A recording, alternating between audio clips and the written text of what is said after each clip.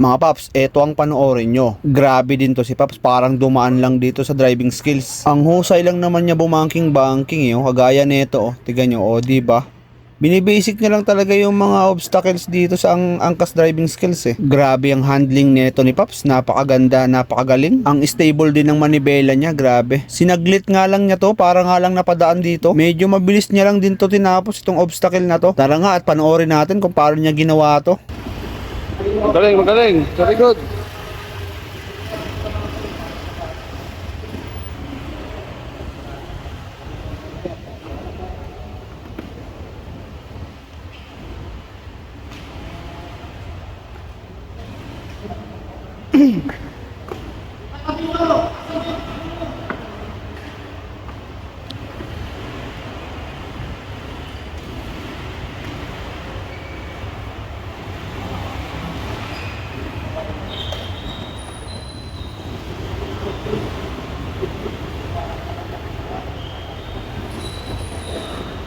Di ba nakita nyo ba kung gaano kalupit si Paps?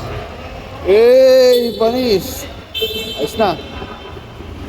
Grabe, parang walang kakaba-kaba tong tao na to. Literal na binasic.